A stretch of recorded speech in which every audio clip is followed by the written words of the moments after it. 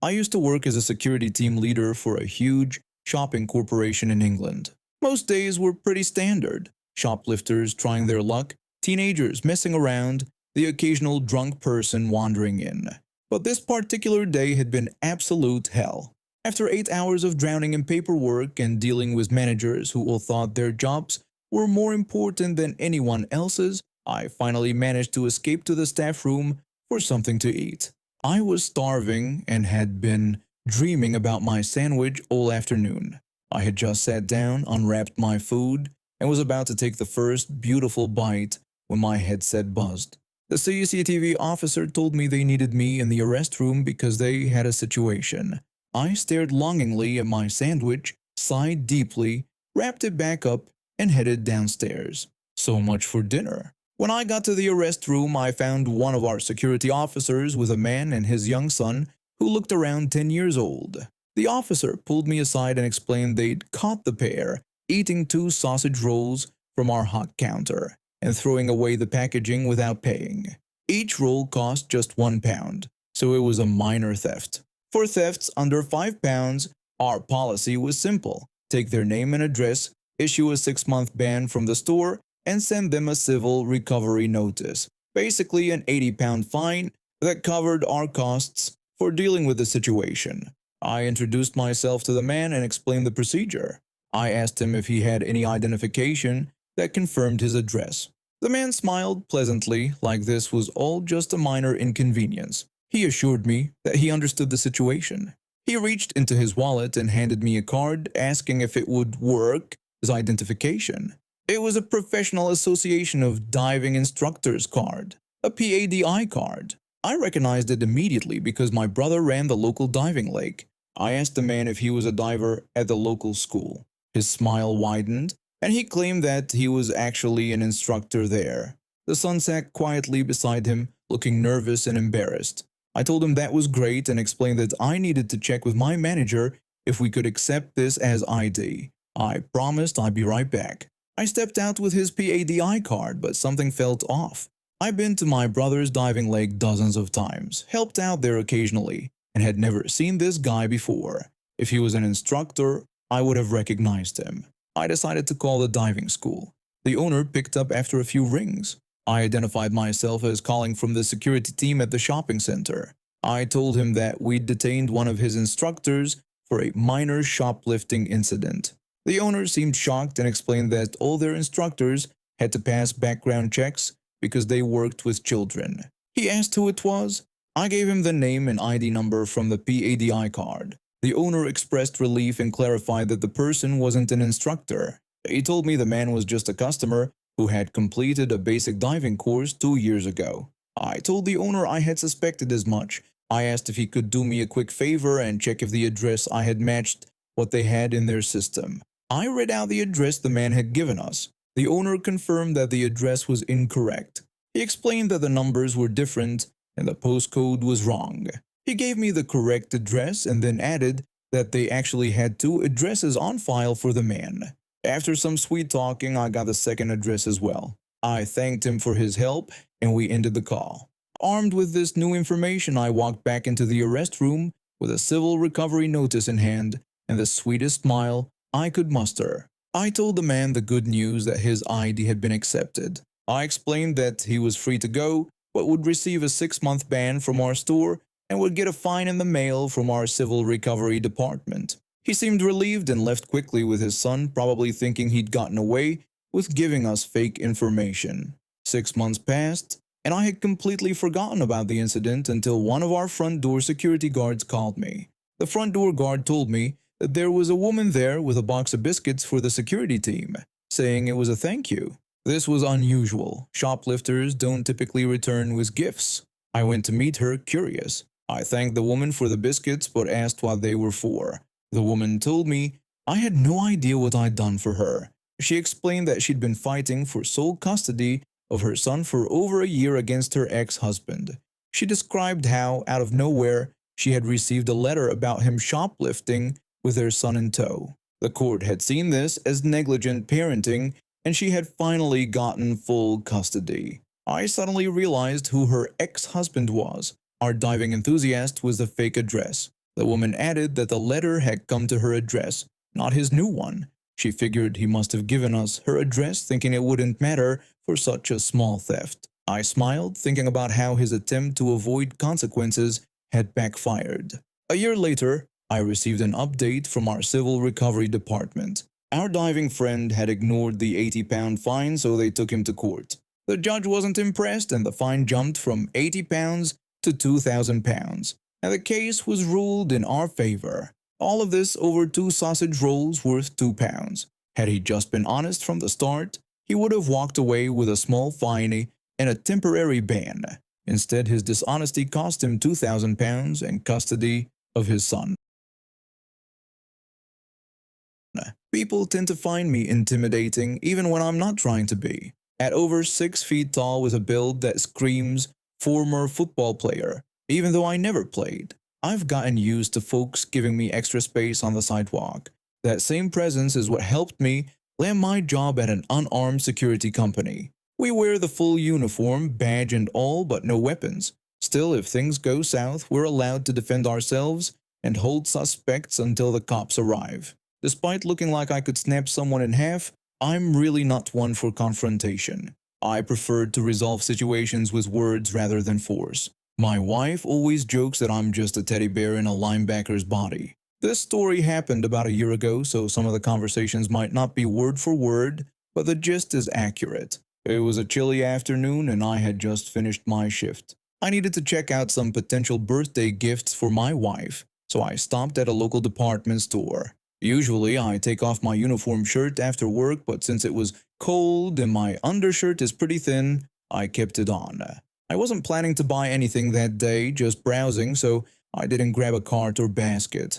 When I was looking at some jewelry, I noticed a young woman, probably in her early 20s, enter the same aisle. She looked visibly frightened, constantly looking over her shoulder with panic in her eyes. When she spotted me in my security uniform, relief washed over her face, and she immediately headed straight toward me. The young woman nervously asked if I could walk her to her car because a creepy guy was following her.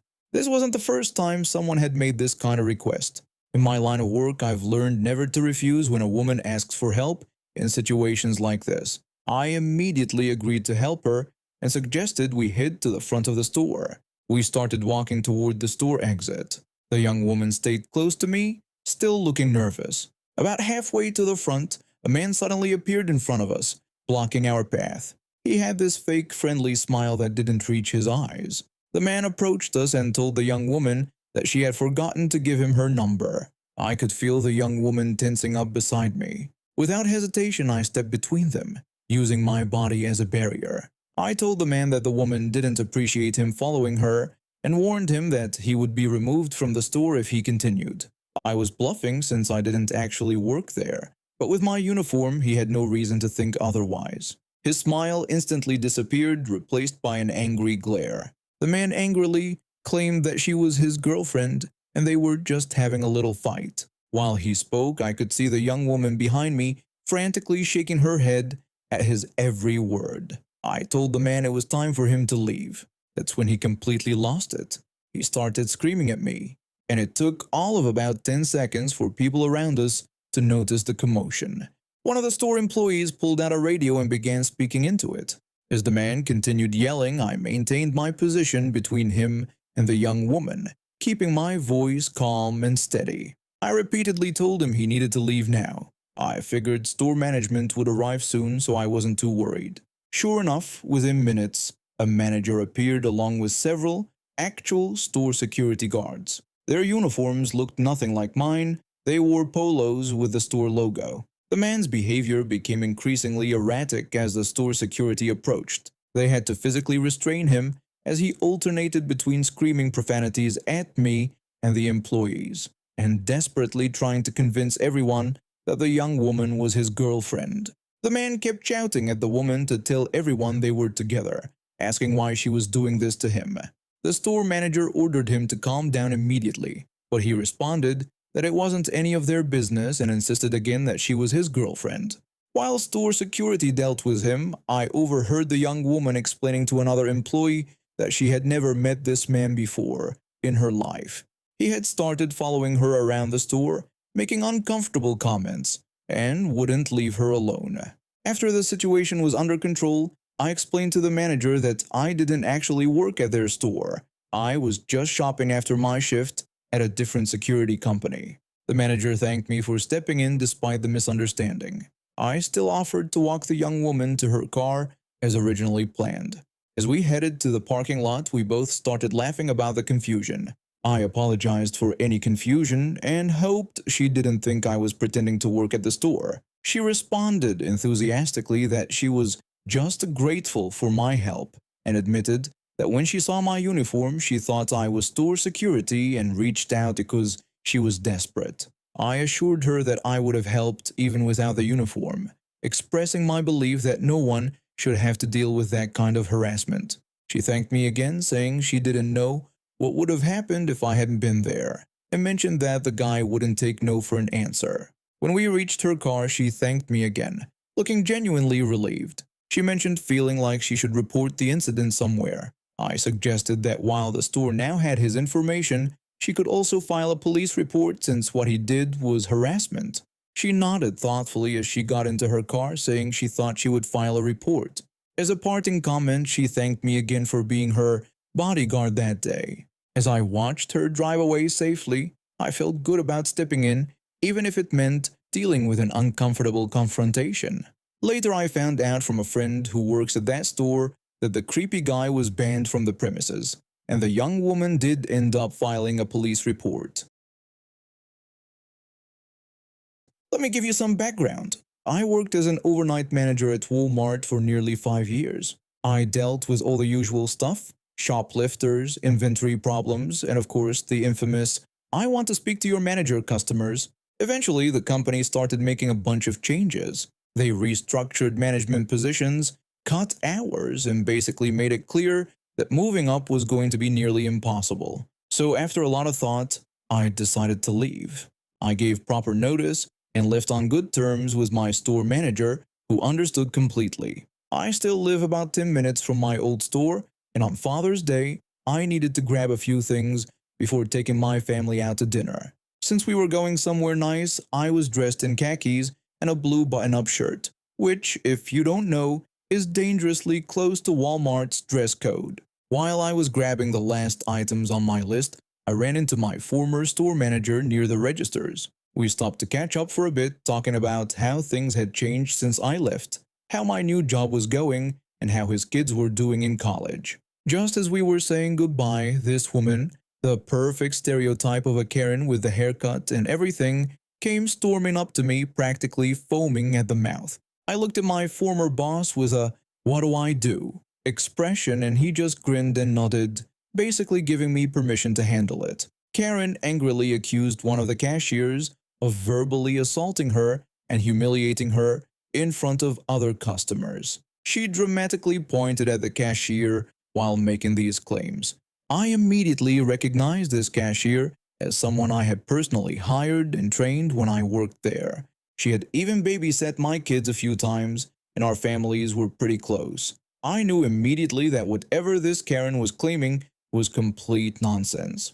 I asked her to slow down and start from the beginning. Karen then claimed that the cashier had told her that her money was no good at the store, refused to run her card, and called her trash. I could tell right away this was a scam. I'd seen it dozens of times during my years at Walmart. Someone tries to use a declined card, then makes a scene, hoping to get free stuff just to make them go away. Not on my watch, even if I didn't actually work there anymore. I suggested that she come with me to security, where they could take her statement and review the register footage. Karen started following me at first, but as soon as I mentioned register footage, she stopped dead in her tracks. Her face changed completely and she started getting even louder. Karen began demanding her items immediately, screaming that she wanted them now. While she was having her meltdown, I spotted the head of security walking our way. Perfect timing. I told her that I understood and asked her to come with me so we could resolve the issue more quickly. The head of security stopped to talk to the store manager, and I gestured for Karen to follow me. We all made our way to the security office. The head of security opened the door and let Karen in. Inside, the security footage was already on the screen, and my old boss moved past me into the room.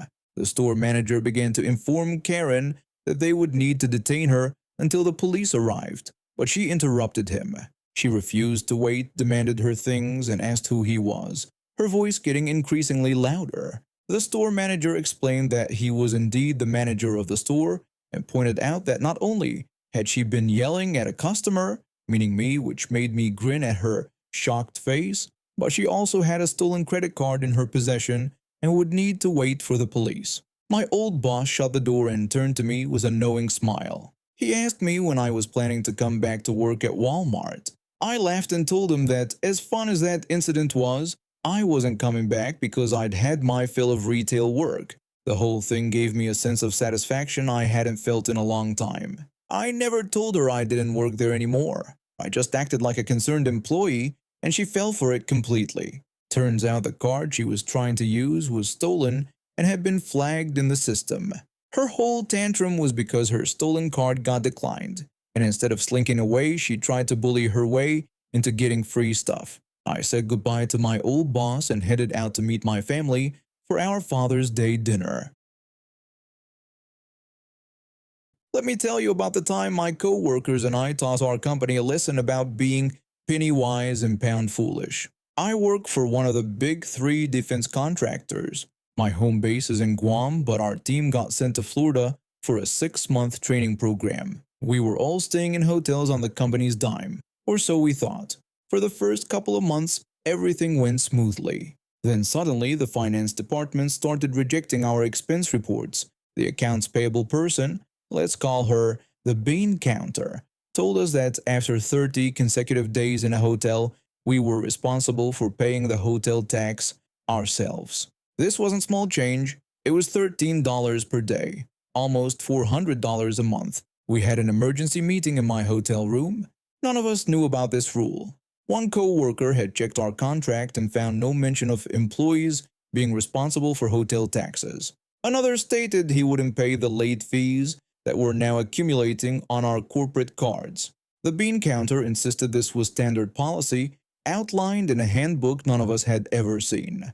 As we discussed our options, I remembered another clause in our contracts. The company would pay for one trip to our home of record each month, which none of us had been using because we were so busy with training. I suggested a solution. If the company wouldn't pay hotel taxes after 30 consecutive days, we simply wouldn't stay for 30 consecutive days. We'd use our contractual monthly trips home to break up our stays. The next morning, we all booked our trips. My co-worker from Guam booked a round-trip flight costing $1,950. Mine was only $700 since I'm from the mainland. The bean counter didn't realize what was happening until the travel expenses started coming in. She quickly called a meeting, shocked at how much these flights were costing. I explained we were just following our contract, and since we needed to break up our hotel stays to avoid the tax they refused to cover, this arrangement worked perfectly. She protested that the flights cost far more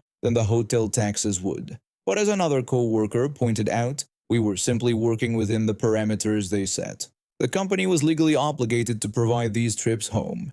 In the end, they spent between $700 and $2,000 per person per month on flights, all to avoid paying $400 in hotel taxes. This reminded me of another incident years ago returning from Japan. My flight had an 8-hour layover in Tokyo. I found a quicker flight that cost $200 more, but they rejected it because it wasn't the lowest fare available. What they overlooked was that I'm paid door-to-door when traveling, from leaving my house until reaching my destination hotel. I asked if they'd rather pay me for 8 extra hours at double time than pay $200 more for the direct flight. The coordinator simply stated those were the rules.